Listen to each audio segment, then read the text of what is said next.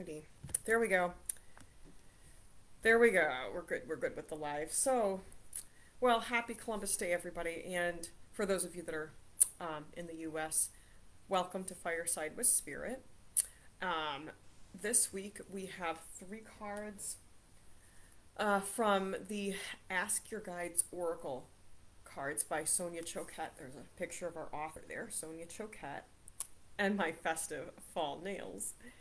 My name is Heather Coleman. I am a clairvoyant, an animal communicator, as well as an intuitive medium. So my website is heatherlcoleman.com. Check it out if you haven't already been there. Lots of information about the services that I offer. There's a vlog. So all the learn videos and the yoga meditations you can access either on the YouTube channel or the vlog. It was a blog and it became a vlog, so that was kind of cool. These videos come out every week, generally Sunday nights. Every now and then we end up doing them on a Monday, but generally these videos, the reads come out on Sundays. So I'm gonna hold the cards up to give you a chance to tune into your own intuition here. So here we have card number one, and next we have card number two, and then finally we have card number three. And one thing that I noticed here, and I mentioned this last week in last week's video, I've been observing that these three card reads that I do every week tend to begin with the most difficult messages and get to be the easier and nicer messages. So it's kind of like get the hard messages out of the way early and finish with the easier, the stuff we want to hear. So just keep that in mind. But just know that if you're drawn to card number one, it doesn't mean there's like a disaster. It doesn't mean it's going to be a horrible reading. It just means that the topic might be a topic of some kind that's a little bit more difficult to think about or to process.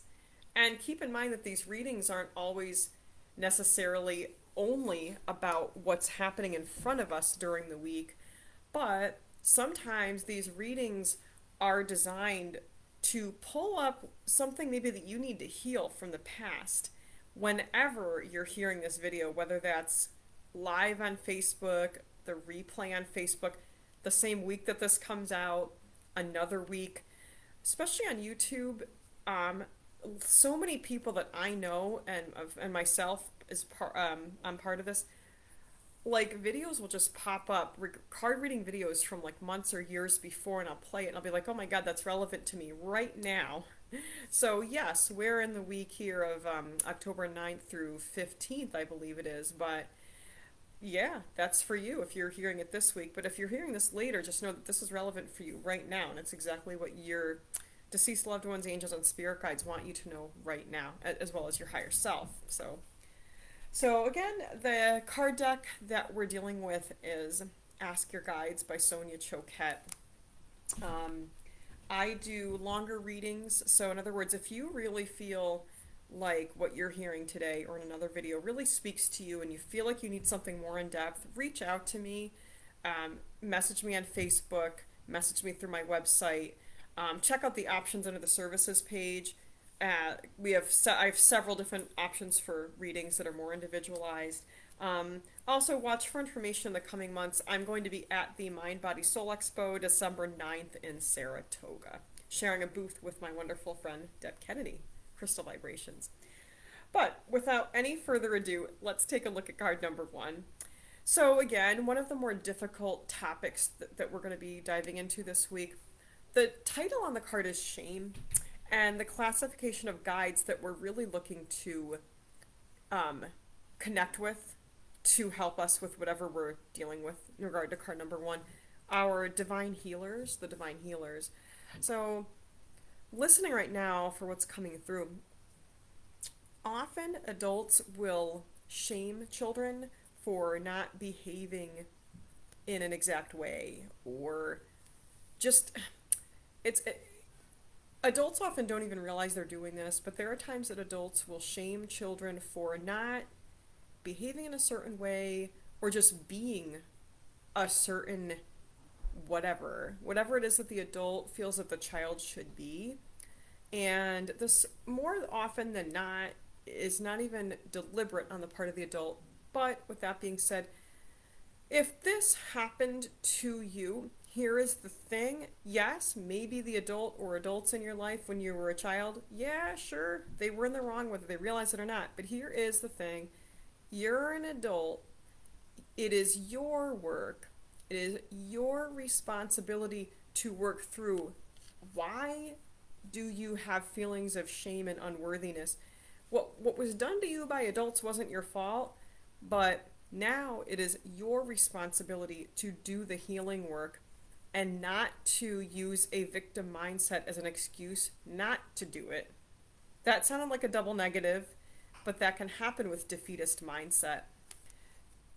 It's no one's job to rescue you if you have the tools to fix your own fill in the blank. Your thought patterns, fucking fix them. That's the language they wanted me to use. Here is the thing. If you are an adult and you have resources and you have ways to get what you need, you are not a victim. So do the work, whether it is to sit down with a counselor, whether it is to read the resources online, do an inner child healing meditation, do the work, and don't wait for others to rescue you. I can hear this message as I'm delivering it. This is hard to hear. This is really blunt. This is how Spirit utilizes me in all areas of my life, and I'll tell you, Spirit utilizes me to deliver the blunt truth, whether people really love hearing it or not. So, card number 1, people, get out of a victim mindset. And rather than talking yourself out of doing things or telling yourself why you can't do things, start putting together a step-by-step plan to do whatever it is you need to do, whether it's to make a change in your life, whether it's to get some help with maybe if you've got some mental health stuff going on, and who doesn't, by the way, everyone does. So get out of a victim mindset, work through any shame that you're carrying around from childhood, and get rid of the old identity that you developed about yourself based on the opinions of adults 20 or 40 or 50 years ago. Get rid of it. Stop dancing to the rhythm someone else made and just be who you are. So that's a very powerful message of card number 1 for sure. Card number 2, a bit lighter energy. So we're also calling on healer guides. Notice with card number 1, we had the divine healers. I hope that's easy to be seen. This is a little more general. We want to ask for whatever healer guides are appropriate to help us with whatever's going to come through here. And especially this week, I did not know what was going to come up. There are weeks where I'll be hearing and seeing themes and then it comes out. None of it, I wasn't hearing any of this throughout the last week or two. It's all just coming out now. So when we look at survival, when we go into survival mode, we often do not realize how our brains change. So card number 2, people, perhaps you've been in survival mode for so long that you have forgotten what it feels like to be able to breathe, to not have only limited choices. When we've been in survival mode for a long time, we often don't realize how much power we have. One thing I am noticing is a theme of empowerment. This came up in one of the yoga classes that I teach, a yoga class I taught this morning. So, card number 2, people, look objectively at the choices you have in your life, because you have more choices now than you did in the past. Maybe you have been in survival mode for a while, but it's better now than it was. So start taking more advantage of the options and the resources and the choices that you do have. And the more that you do that, the more you'll retrain your brain to function in a larger capacity, in a more creative way. And you'll be able to live your life in a more deliberate way, in a more on purpose way, in a more proactive versus reactive way. So that was card number 2. Moving on to card number 3. I happen to love this card. It is titled Bravado, and notice that at the bottom it does say Warrior Guides. And now this card is very interesting because it can have different meanings. The meaning this week, since it's in the card number 3 position, is bravo. Card number 3, people, you have slayed the demon, whatever it was.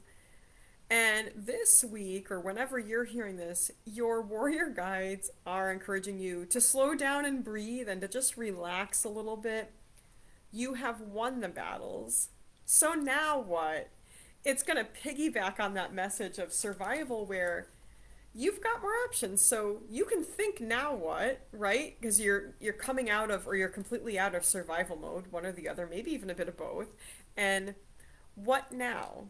When we've gotten used to having to be in warrior mode, we can get so used to it that we subconsciously may perceive situations around us as adversarial and as battles. But if you find yourself doing that, try to catch yourself and realize not everything has to be a win or lose. Card number 3, people, in the past, absolutely, there were situations that unfortunately it was win or lose, and you did have to fight in order to win. Otherwise, you were going to be annihilated, okay? But now in your life, situations don't need to be approached that way. So now it's time to remind ourselves that dealing with situations and relationships and people and whatever it is, more of a sort of a meeting of the minds, not an look at I'm maintaining my power, you can't take away my power. No. Now the mindset is, okay, what am I hoping to get out of this and to see here? And what does the other person need? Or what do all of these people need? What do they want? What do they need? What do I want and what do I need? And let's make sure everyone's being heard and that we are working together or playing together as a group to make sure everyone has a voice. So that's completely different from having to be in that warrior mode. But just know that a warrior is always a warrior. So card number 3, people, use your warrior energy to pull everyone around you up with you. You've learned so much from the trails that you've walked and the battles that you've won. So how can you bring that energy and that high spirit into everything that you're doing, and how can you inspire other people? That's your work right now. So I love the title Bravado. You've shown bravado. Now continue to show bravado through teamwork, through cooperation, and through collaboration. And that is our 3 card heads up for the week of October 9th through 15th. Just to quickly show you those cards again. Card number 1 was shame, calling on our divine healers to consciously get ourselves out of a victim mindset, do what it takes. Make actions and decisions instead of excuses. Catch yourself if you're making excuses. Card number 2, shifting out of survival mode means reminding us that we have more options and we have more choices now and that we can breathe. We can lean into the safety we have now. Card number 3, bravado with our warrior guides.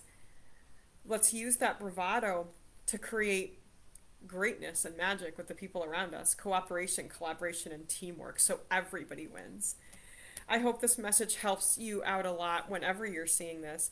Again, if you have not subscribed to my YouTube channel, please do so if you want to see more of these videos. 5 Elements with Heather. HeatherLColeman.com is my website. Check out everything there, the services, check out the vlog, and I hope to see you in the next video. Namaste.